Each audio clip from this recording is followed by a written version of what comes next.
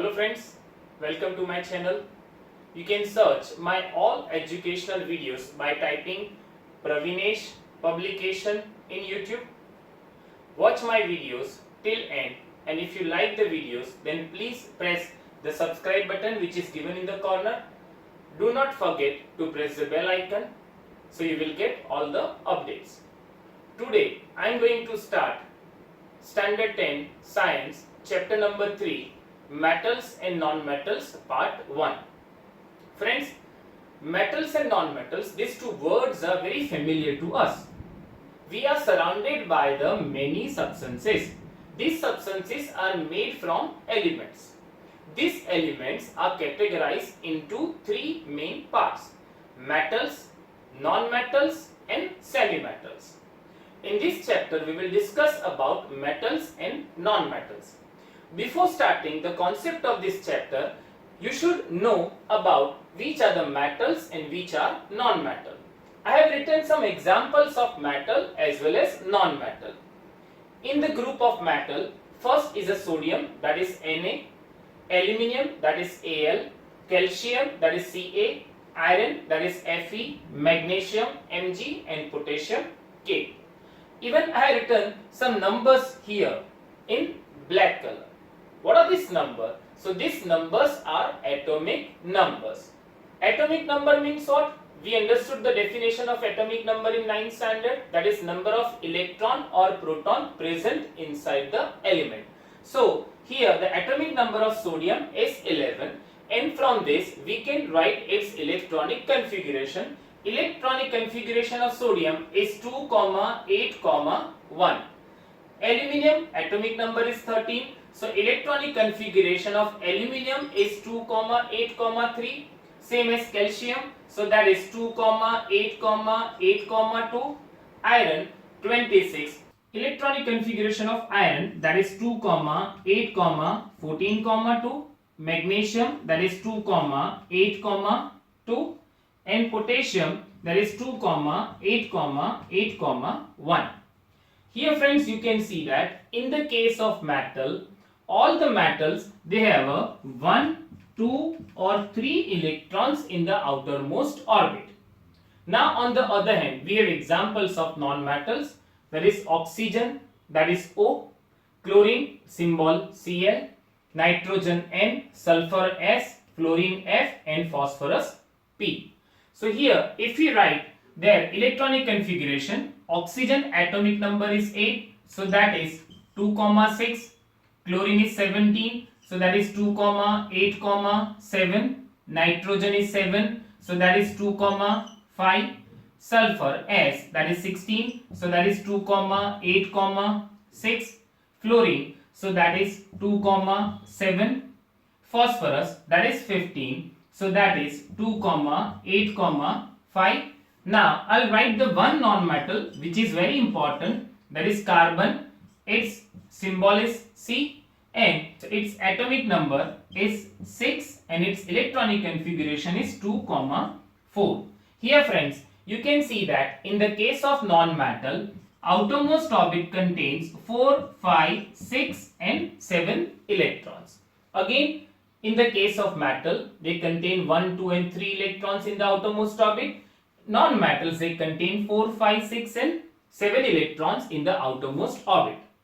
Now examples of noble gases. Friends, noble gas means what? They are very inert. They do not react with any element. Examples are helium, argon and neon. And they have 8 electrons in their outermost orbit. So this is the simple information about the chapter, that is metals and non-metals. Now friends, let us understand the physical properties of metals and non-metals.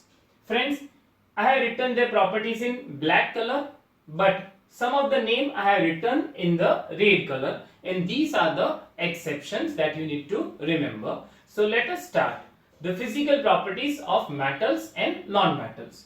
Friends, metals, they are very hard. We know that metals are generally hard. We are using metals to make a substance which provides us a strength. For example, iron, we use the iron to make the buildings, bridges, etc. because it is very hard.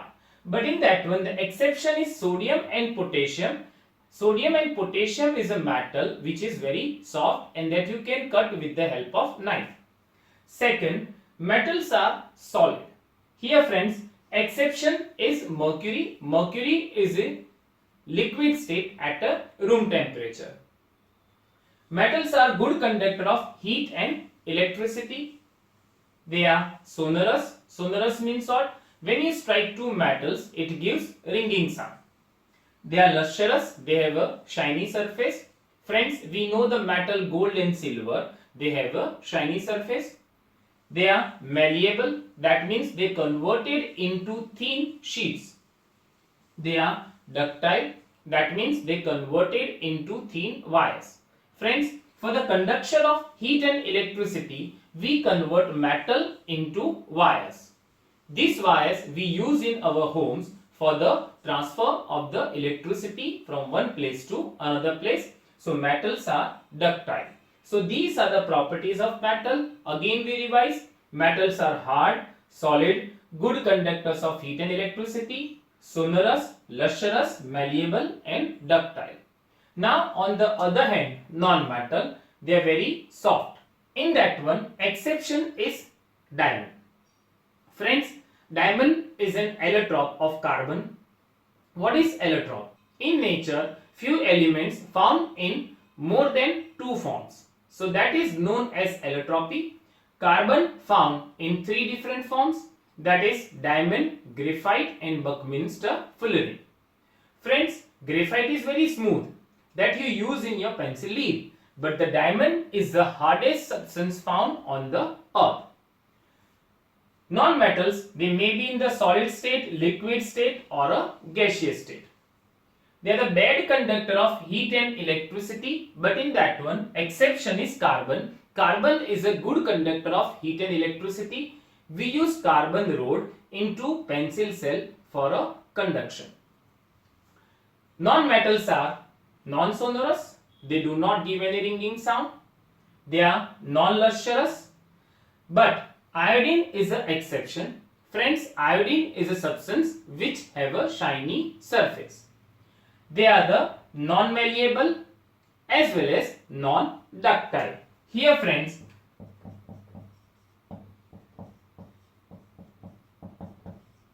non-metals are also non-ductile.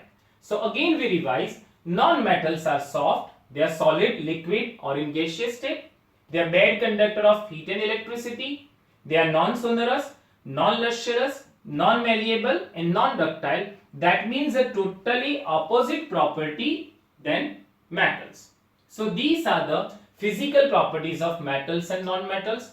Friends, in textbook there are some activities given. You need to remember this all the activities. Maybe questions can be asked from this activity.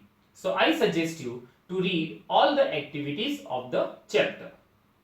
Now you need to read from the textbook, and whatever you have a doubt, then you can ask me on my mobile number. My mobile number is 9016487991.